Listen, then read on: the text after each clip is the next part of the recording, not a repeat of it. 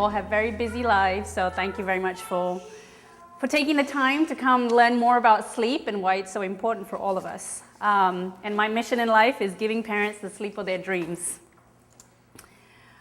All right, so as Judy already said, I'm a certified sleep consultant, and what this basically means is that I went through a 3-month intensive training program with the founder of the program that I teach, which is Sleep Sense.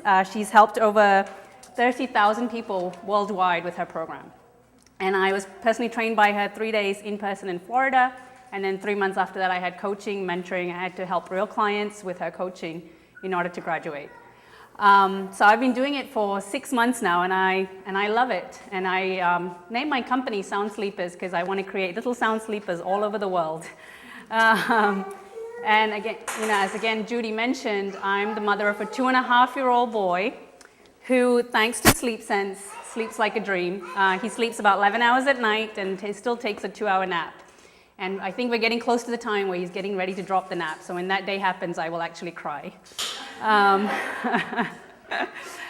I'm very passionate about 2 things. The first one is creating healthy, happy families. And I believe just like you would diet, like go on a healthy diet or exercise, sleep is one of the key foundations of building a happy, healthy life. And number 2, I'm very passionate about educating and raising awareness about sleep. Most people, when your lives get busy, the first thing to go in your life is sleep. You think, oh, I'll just, I'll go to bed late or get up early in the morning, and that's usually the first thing people sacrifice. And as a new mother, when I had my son, I was very unaware of sleep needs of children. I didn't realize, even though I read all the books, I still didn't realize how much sleep they needed. And I don't think a lot of people realize still to this day, until they're teenagers, how much sleep kids need. And my mission is to change, one family at a time. So why is sleep so important? I've already said, the key foundation to any happy, healthy lifestyle, along with a healthy diet, exercising right, sleeping right. If you're not, adults need about 8 hours of sleep on average. And if you're getting any less than that, you're not operating at your optimal level. So some of the physical and mental effects of sleep deprivation, it's been shown to be linked to heart disease, hypertension, some instances cancer. It actually slows down your reaction time. So when you're driving, they've actually recorded this officially. There's a new thing called driving while drowsy, just like driving under the influence. There's a DWD. And there's 40,000 accidents that happen every year because of DWDs. And not every DWD gets reported because people don't realize that's what's caused the accident. So the incidence could be a lot higher than that we don't know. And some of the so the weight gain, some of you might find that interesting. When you don't get enough sleep, you actually tend to gain weight. And it happens for 2 reasons. What happens is your body produces 2 hormones, one that tells you that you're hungry, so it stimulates hunger, and there's another hormone that tells you how full you feel. So when you're sleep deprived, what happens is the hormone that tells you how hungry you feel, your body produces more of it. So you feel more hungry. And then when you're sleep deprived, the one that tells you how satisfied you feel, it produces less of it. So you feel like you have to eat more to feel more satisfied. So not only do you feel more hungry, you have to eat more as well, which is why weight gain happens. And you might be trying to lose weight, but if you're not sleeping enough, then it's going to be a little bit more tough to do that. So some of the mental effects is, depression. I talk about this openly. I had the postpartum blues, severe case of it after my son was born, and I didn't know at the time why I cried all the time. I went to get some help because of it, and I was told, well, the reason is simple, you're not getting enough sleep. I was getting probably about 3 hours of consolidated sleep at a stretch. I was sleeping more than that if you actually added up all the hours, but at a stretch, I wasn't getting more than 3 hours. So I was on strict orders to go get immediately 6 hours of sleep at least that day. And it's amazing what that did. It changed my whole outlook on how I felt towards my own baby. There's less appreciation and gratitude towards your partner when you're not getting enough sleep. And I can certainly talk about that because I was angry towards anybody that got more sleep than I did, especially my husband. How dare he get 8 hours of sleep and go to work like nothing had changed when I was getting up in the middle of the night, changing him, feeding him. I was very resentful. And the first person I took it out on was my husband. So no surprise, if you're not getting that, it's definitely going to affect your relationship towards your partner. And it affects your ability to concentrate, how strong your memory power is. And these are just the effects on adults. And I'll go more into, what this means for children. But sleeping well increases your brain power, just like you'd lift weights to build your muscles. So going on to sleep, why do children need so much of it? People are always surprised when I tell a toddler, a 2-year-old, a 3-year-old, they need 12 hours of sleep at night on average. That's always the average. Some kids need slightly less, some kids need slightly more. If you actually think about the rate of their physical growth, how much they're growing each day, their bodies generate so many cells, they need to recuperate from all that. And the sleep at night helps them restore and recuperate and rejuvenate. They're absorbing and learning new information at an incredible rate every day. If you think about all the connections that they're making in their brain about how the world works around them, they need time at night to process all of that. Let me catch up here on my cards. Sleep is the power source that keeps them alert and calm. It helps them pay attention at school or whatever task that they're doing. And, I want to call out uninterrupted sleep. So, kids might be going to bed at 7 o'clock, 8 o'clock at night in your household, but if they haven't learned to go to sleep on their own, they might be waking several times up at night, and they might need you to come back and help them put them back to sleep. So now they're not getting uninterrupted sleep, they're getting interrupted sleep. And uninterrupted sleep is it's the most healthy kind, because that's when children go into their deepest stages of sleep. And that's the deep stage of sleep is what restores the brain, helps fight, if they're coming down with a cold, it helps them fight those illnesses. And it helps turn implicit knowledge into explicit knowledge into children. So there are some things they might know implicitly, but sleep is what turns that implicit knowledge into explicit knowledge that they can apply in the real world. And it increases their memory power as well. And there have been scientific tests that have actually proven this to be true. So like I said, I teach the Sleep Sense program, and I'm a great believer in it. I wouldn't have started an entire business if I didn't. It's helped over 30,000 families worldwide, and it's based on 3 key premises. Number 1 is that it encourages the removal of sleep props, and I'll go into a little bit later on what sleep props are. It encourages independent sleep, and I know this scares a lot of mothers out there, but it is entirely possible for your child to go to sleep without the need for you or for anything else. And it focuses on establishing very healthy routines for your child. Routines during the whole day will lead up to good naps and good nighttime sleep as well.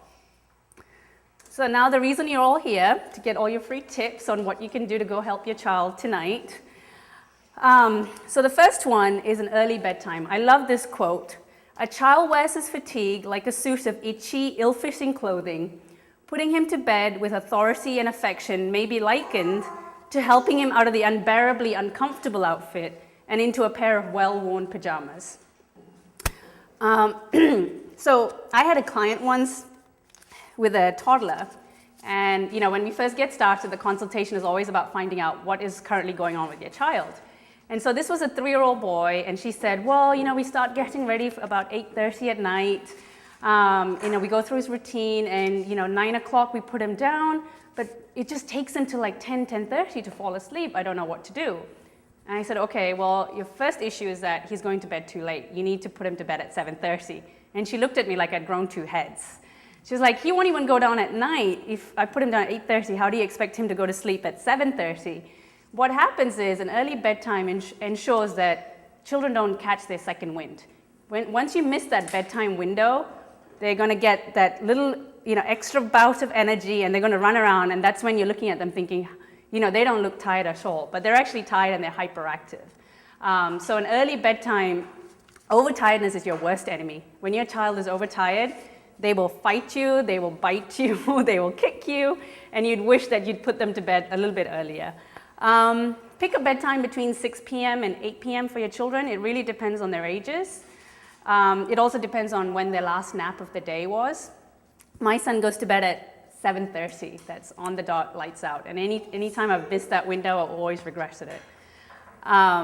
Bedtimes don't have to be set in stone. And what I mean by that is if you find that they are tired that day, they've had a long day, or they haven't napped very well, and their usual bedtime is 7:30, go ahead and put them to bed at 7 or even 6:30.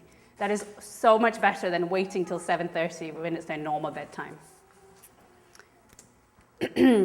All right, so the next tip is be consistent. I'm sure a lot of you know this with children already. Children love consistency.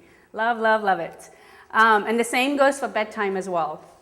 So pick a room. If your child, has a crib, a bed, if it's your room, if it's their room, whatever it is, whatever you pick, stick with it. Make sure every sleep situation is exactly the same, happens in the same room, in the same way. What this does is psychologically, it tells their brain, sleep is expected of me. It sets the expectations for what needs to happen, and their body starts producing those sleep hormones when they recognize that situation every time. And it also makes them feel safe. When you go to bed in your bed every night, it makes you feel safe. And the same applies to them. If we just spend one night in a hotel room, it kind of throws us off. It takes us a while to go to sleep. So the same applies for your children as well. And, again, this goes back to routine and consistency. A predictable bedtime routine is vital. Children thrive on routine, and, I've always wondered, why is that? Why do they thrive on routine? And somebody, I read something the other day that made so much sense. They don't actually know how to read time. So how do they know what's coming up next in their day? And routines gives them that sense of control. They know exactly what's coming up next in their day because the same thing happens every day. It makes them feel safe. And, bedtime routine should be enjoyed by everybody. I had a client once complain to me, well, you said, you put bath time as part of your routine and we do that, but he just kicks and screams when we do that. And I said, well, I didn't realize your child didn't enjoy bath time. I wish you told me that. So I said, take it out and put it, do your bath or the shower in the morning. Your child needs to look forward to the bedtime routine. Everybody needs to enjoy it. So make sure it's enjoyable for everybody. And the bedtime routine length should be between 20 and 30 minutes long. If it's anything shorter than 20, your child hasn't had enough time to wind down from their day. They won't be calm enough to put themselves to sleep. Anything longer than 30, they start to get bored. They start wondering, well, when is this really going to come to an end? And they kind of forget, the steps in the routine when it's longer than 30 minutes. And some of the routines should take place in the bedroom, and hopefully that's the final stages of your routine so that they know that, once this is done, I'm going to bed, as opposed to finishing everything downstairs in the living room. I'm exaggerating here, and then you're like trekking them upstairs to the bedroom. And this is just an example of a bedtime routine. This is happens. What my son does is, it's bath, to brush teeth.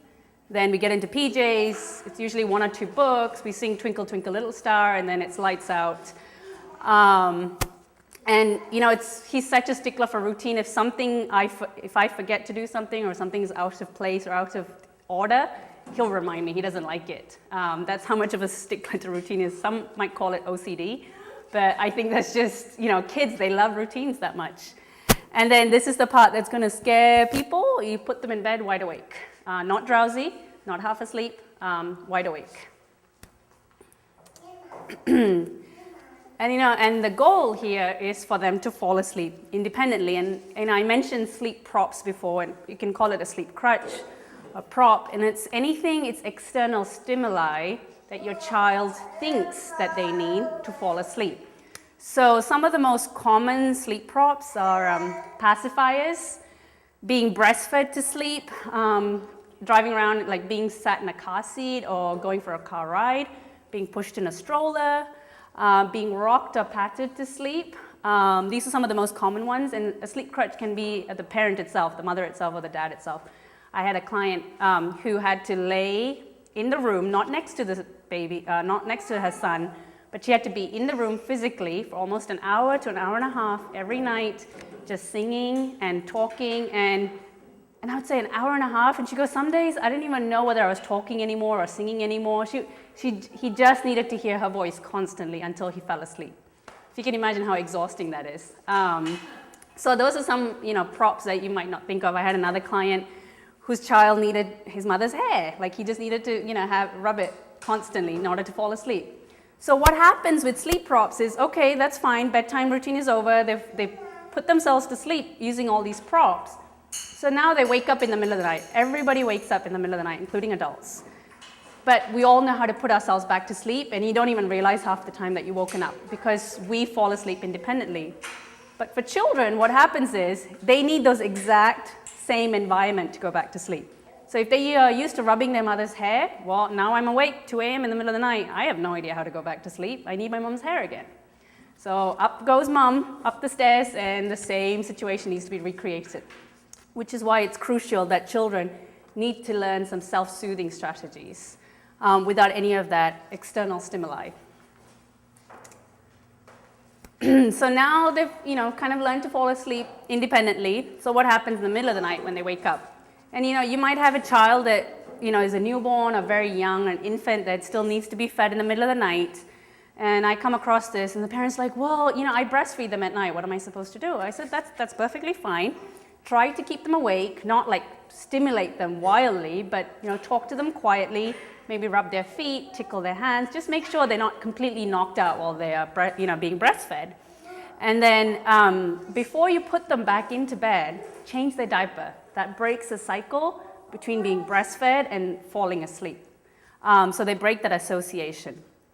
And then the other interesting thing is, when they wake up in the middle of the night and you hear them stirring, I'm guilty of this. I didn't realize how much noise newborns made when I had my son. So every time he would make a noise, he'd squeak. I'd run in and rub his back. Oh gosh, don't wake up, don't cry, don't cry, don't cry. And then he got used to me rubbing his back every time he woke up. If I'd just given him a few minutes to see whether he would settle himself back down, he probably would have done. But I didn't know that at the time. So I always tell parents, if you hear them, just give them a few minutes. Wait as long as you think you can before running into their aid. So naps. Naps are just as important during the day as nighttime sleep is for your children. It restores them, it helps them keep going for the rest of the day instead of becoming exhausted. And keep the nap time routine similar to the bedtime, but obviously some elements of it will be missed, like the bath and the brushing the teeth you wouldn't need. But you still have maybe one book, draw the curtains to make it dark in their room, you'd still sing the same song, and then you'd put them to bed. And this is just a short example of what a nap time routine could look like. And again, you put them to bed awake. And you do this because it cues the brain and it tells them it's time to go to sleep. And so parents always tell me, but if he's already taken such a good nap, then how is he going to sleep well at night? And there's a very famous saying, sleep begets sleep. The more rested your child is, the better they'll sleep at night. This is probably counterintuitive to what we as adults think should happen when we are tired. We think we're going to sleep great that night. So, sometimes parents try to do the same to their children. They kind of drag them out during the whole day and they think, oh, I'll just keep him up a little bit longer. He's going to fall asleep like a light switch and he's going to, stay asleep during the whole night. And maybe I'll get to sleep in the next morning. That's not going to happen. Skipping a nap will affect their bedtime routine. This happens because, imagine you've gone through a day, you're absolutely exhausted. That's probably the night you're going to have your worst night's sleep. You're going to toss and turn all night in bed. Same happens for children. It takes them a long time to calm down, self-soothe themselves, and then they'll probably wake up 2 or 3 times in the middle of the night crying because they're that tired. So don't skip naps and don't push bedtimes to be late because that's going to backfire on you. If your child misses a nap, they rack up what I call a sleep debt. Just like you draw money from a bank and at some point you would like to put that money back. They rack up a sleep debt. So anytime they miss a 2-hour nap, that's 2 hours of sleep debt that they now have that they need to make up for. And it takes 24 to 48 hours for children to catch up on their sleep debt. So just know they could be out of whack for a couple of days. All right, so now you have the tips. There's a wealth of information out there about sleep and how to get your child to sleep through the night. And it's, most of it is free if you don't buy a book. Or you can just hope that it's something that your children grow out of, or you can hire a sleep consultant. So what does a sleep consultant do for you that you cannot do for yourself? Well, think of me as a personal trainer. Why does anybody hire a personal trainer? There's so much information out there about how to work out, how to lose weight, how to eat right. But what a personal trainer does, he or she looks at you, your body type, looks at your personality. What are you capable of doing? You know, they don't want to make a plan that's so out there that you're not even going to try doing it. They tweak the plan every step of the way as they monitor your weight loss. They keep you motivated. So a sleep consultant does the same thing. They take the guesswork out of all that information that's out there. You don't have to worry or be frustrated about, are you hurting your child in any way? And you know, they don't let you give up as easily. They keep you motivated. Especially, I work with clients on I hold their hand through the whole thing for 2 weeks. And usually by 2 weeks, you'll see the end results that you want. And the nights that you've had a bad night with your child and you're ready to throw in the towel, I'm on the phone the next day going, no, you can do this, you can do this. So that's the advantage of hiring a sleep consultant. There's no guesswork. And we cover all the what if scenarios. The books and online stuff doesn't do that. Your child might react in a way that you wouldn't have expected. And a sleep consultant will come back and tweak that plan for the family and what's right for you. And the other good thing about a sleep consultant is that they hold you accountable and responsible, just like a personal trainer would. You don't let go. We don't let you off the hook that easily. All right, and then finally, just some research for those parents out there who just hope and pray that this is a phase that their children will grow out of. Actually, 84% of children who experience sleep issues will continue to do so for 3 to 5 years after that. And that's a long time for anybody to be without, good quality sleep, and it's a long time to fight bedtime battles. It's exhausting. And it's never too late to start making positive changes in your sleep situation. I know it can be hard, it's scary, but it's a short-term, pain in order for long-term gain. All right, so that's the end of the presentation. So I do private consultations. I also do group workshops. So there's 3 or 4 families that are all facing similar issues. I make it like a fun workshop where they all get to talk about their problems, and we come up with a plan for each one of the families with my help. And then I help them for 1 week after they all start the plan. I would really appreciate it if you could all go to my Facebook page and just like it. It's facebook.com/soundsleepers. It helps all your friends see, all the tips that I post on a daily basis. And then that's my website. I'm doing a prize draw for a free consultation today. If you are interested, feel free to put your name in there and put it in that glass vase. And also sign up if you want. I send newsletters once a month, again, just on sleep tips and sleep information. So if you want to receive that newsletter for free, sign up as well. And I'll also be sending all this information in a short Word document. So if you want to receive that, just sign up as well. And then I've given out some of you coupons for $50 off a private consultation. If your friends or family, anyone you know want this help, if they book within a week of this presentation, then I'll be happy to give that $50 off to them. All right, so hopefully you can put the kids to bed early tonight, turn on some music, and sleep like crazy.